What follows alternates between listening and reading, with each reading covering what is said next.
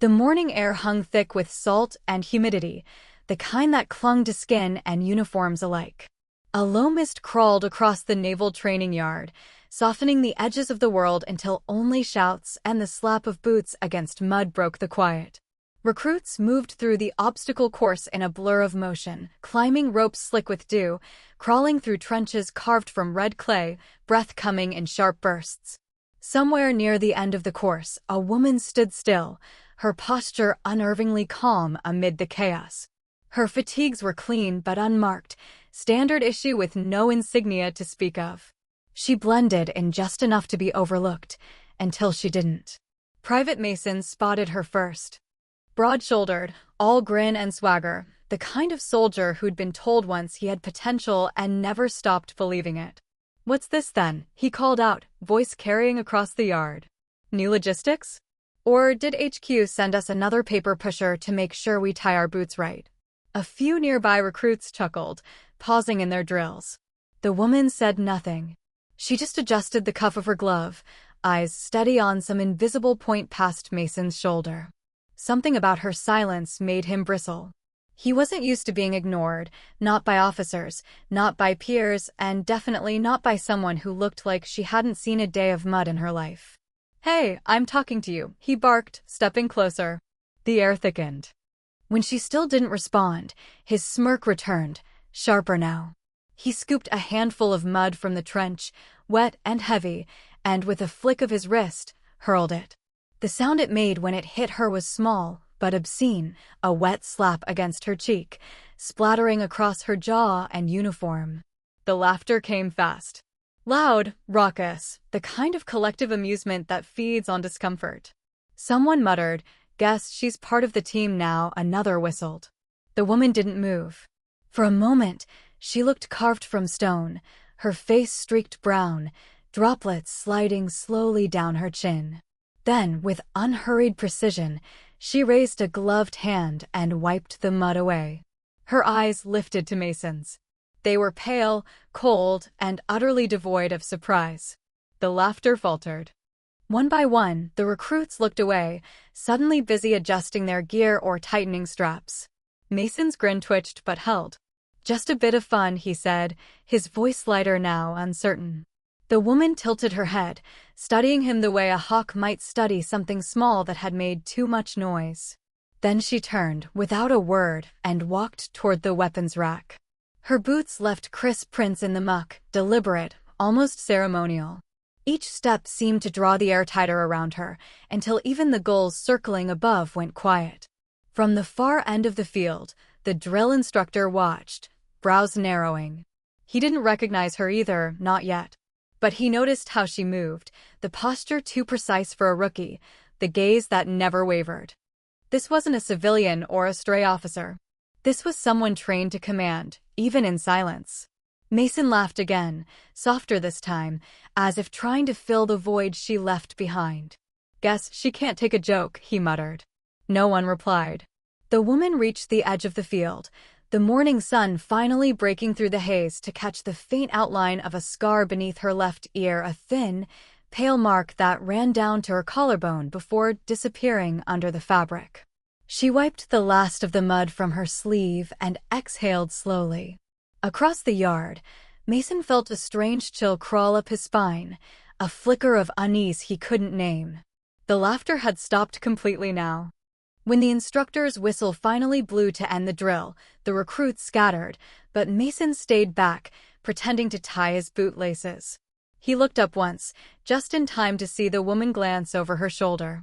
Their eyes met, and in that fleeting moment, something passed between them. Not anger. Not embarrassment. Just quiet recognition, like a storm deciding whether or not to break. He grinned again, but it didn't reach his eyes this time. She turned away, vanishing into the fog rolling in from the docks. No one knew her name. Not yet. But by the time the day was over, the entire base would. By mid-afternoon, the heat had thickened the air inside the base corridors, turning every breath into something heavy and metallic. The laughter from the training yard still lingered faintly in some corners, but it had lost its edge. Now it felt nervous, brittle. Something had shifted. Whispers slithered through the hallways faster than any order. A new transfer was arriving, high-level, classified. Nobody knew who or why, but the words evaluation and readiness carried enough weight to make officers straighten their backs and recruits polish their boots twice. Captain Ruiz's office door was shut tight, but light leaked from the crack beneath it, a narrow band of yellow cutting across the polished floor. Inside, a handful of senior officers sat around a long table littered with files and cold coffee. Ruiz stood at the head, uniform crisp, expression unreadable. "Command has issued notice of an immediate inspection," he said, his voice low, deliberate. "Flag level. Classified identity. Arrival within 48 hours. They'll be reviewing operational discipline and leadership conduct." The room rustled with unease. One lieutenant cleared his throat. "Sir, are we to assume this is related to the recent training reports?" Ruiz's jaw flexed. "We assume nothing. We prepare everything." Outside that same room, a shadow stood silent by the door, the woman from the yard. Mud gone, uniform clean, her face once again unreadable. She listened without effort.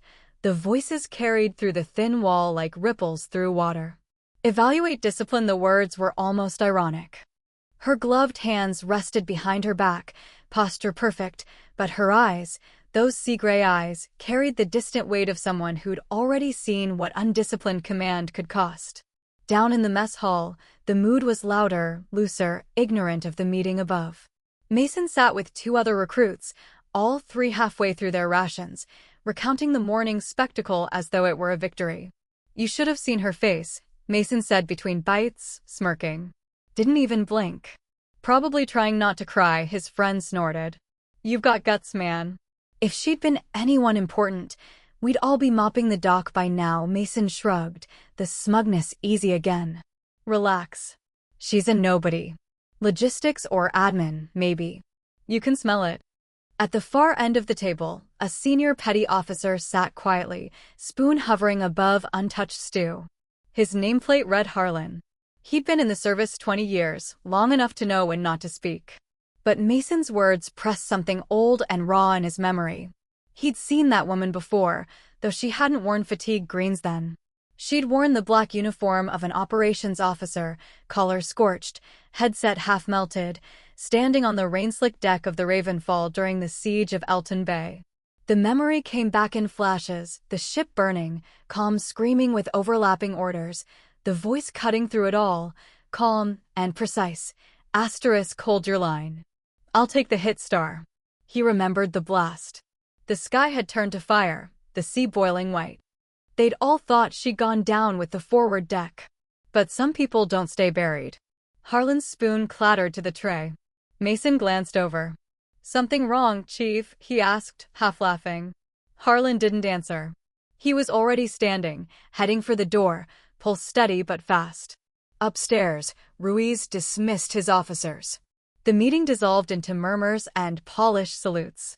The woman turned and walked away before the door opened, her steps soundless, leaving no trace of her presence. By the time Ruiz stepped into the hallway, all that remained was the faint echo of her boots disappearing around the corner. When Harlan found her minutes later near the observation deck, she was staring out at the bay, the same gray-blue water that had once swallowed ship's whole. For a long moment, he said nothing. Then quietly, "Ma'am, do you remember Elton?"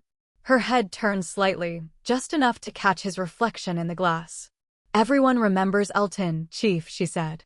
Her voice was steady, the same one that had commanded through smoke and fire. Harlan's throat tightened. He didn't salute, something in him told him she didn't need that yet. "They don't know who you are," he murmured. "No," she replied, gaze fixed on the horizon where the ocean met the clouds. "Not yet." Behind them, the base loudspeaker crackled to life, announcing incoming orders for all training divisions. Mason's laughter carried faintly from the courtyard below, oblivious and bright against the gathering dusk. Harlan glanced toward the sound, then back at her. "Should I?" She shook her head once. "Let them enjoy their ignorance," she said quietly. "Tomorrow will teach them more than I ever could today." The sea wind whipped across the deck, tugging at her sleeves, carrying the salt of memory and the weight of things unspoken. Somewhere in the distance, thunder rolled, soft, measured, inevitable. Rain had been threatening all morning, and by the time the siren wailed across the naval yard, the sky had turned the color of gunmetal. Recruits sprinted from every direction, falling into formation with hurried precision, boots sinking into the damp gravel that clung like guilt. The yard smelled of oil, salt, and anticipation, the kind that stretched taut over every pair of shoulders waiting to see who would emerge from behind the gates. Whispers darted through the ranks like sparks in dry grass. "A new admiral," they said. "Flag officer." Direct from Central Command. Nobody had seen a flag officer set foot here in years. Captain Ruiz stood at the head of the line, his cap pulled low against the drizzle. He scanned his soldiers, eyes hard, jaw set, trying to read their nerves. Even he didn't know who was coming. Only that the transfer had bypassed every normal channel, no introductions, no paperwork trail. Just an order stamped immediate and unquestionable. The yard fell silent as the sound of engines grew. A convoy entered the gate, black vehicles gliding through puddles with slow authority. The first stopped dead center before the formation. Doors opened. Out stepped the woman. For a heartbeat, the yard seemed to forget how to breathe. She was the same figure from that morning, no longer in fatigues, no longer anonymous. Her uniform gleamed with ocean-dark fabric, the cut sharp and unmistakable. Silver insignia rested on her collar like shards of light, catching the gray afternoon in cold reflection. Her hair, now neatly tied back, exposed the thin scar trailing from her jaw to her neck, faint but unmistakable. The recruits stiffened, realizing too late the scale of their mistake. Mason felt the air leave his lungs as recognition clawed its way up his spine. He didn't need the rank marks to understand what was happening, every instinct screamed it. His morning laughter now echoed in his head like a bad dream replayed too loud. She didn't look at him right away. Her boots clicked against the wet ground, steady, unhurried, the sound of someone who'd never had to raise her voice to command obedience. She passed the rows of soldiers, eyes scanning each face like she was memorizing them, weighing something invisible. When she finally stopped, it was in front of Mason. The silence between them felt alive, stretching out until even the rain seemed to hesitate. Her voice, when it came, was quiet but carried through the yard with absolute clarity.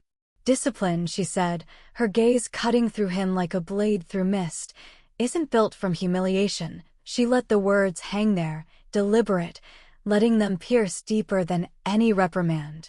Then, softer but sharper still, "It's built from respect." No one dared move.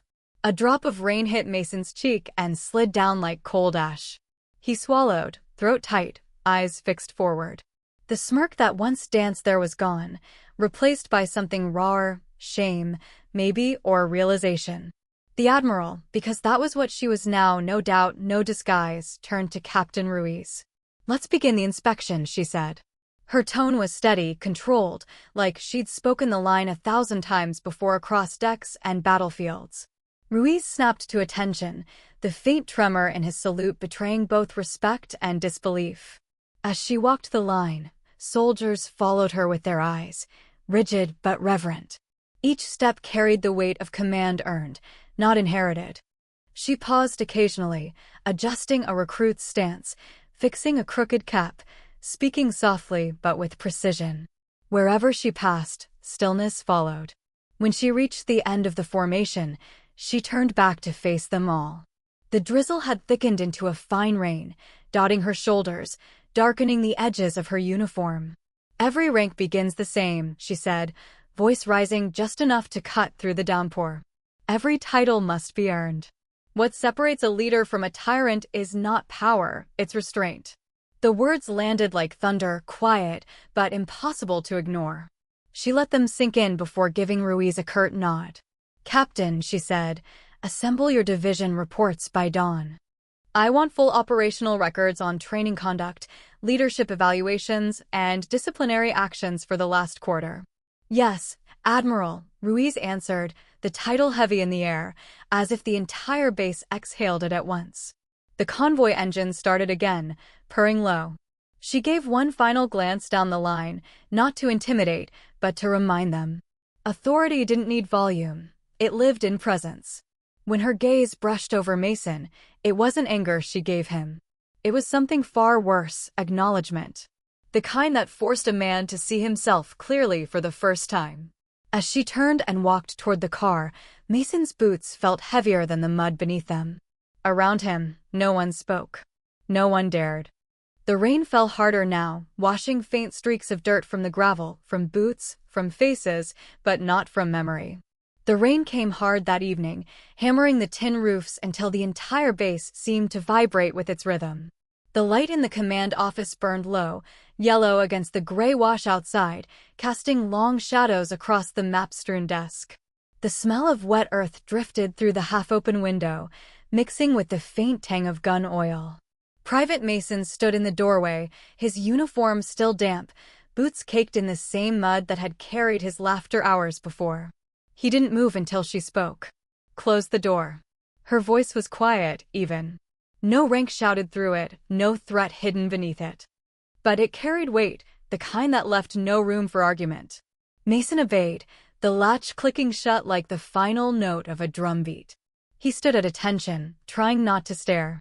The Admiral sat behind her desk, posture straight, sleeves rolled, her silver insignia glinting faintly under the desk lamp. A file lay open before her, though she didn't seem to be reading it. She was looking at him. Not through him, at him. "Private Mason," she began, the syllables crisp. "You think this is about mud?" Her gaze didn't waver, and Mason swallowed, unsure if he was supposed to answer. "It isn't," she continued. "It never was." He tried to hold steady under her eyes, but something about the calmness made it worse. Anger he could have handled. Disappointment was unbearable. She leaned back, fingers steepled, and for a moment, the room was silent except for the rain drumming like distant gunfire. "Do you know what arrogance costs, Private?" she asked. "Not in drills. Not in promotions." In war, her tone didn't rise, but the words came sharp, deliberate. "It costs names." She turned one of the folders around, sliding it across the desk toward him. Inside were photographs, grainy, black and white, edges worn. Faces of sailors, young, tired, smiling because someone told them to for the record. "Ensign Daver," she said softly.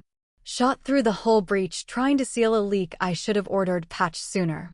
Lieutenant Choi volunteered to cover the retreat. Never came back. Petty Officer Lin, 19. First deployment." Her voice faltered only once, barely. Mason's breath caught in his throat. The photographs looked like any others, soldiers, uniforms, standard.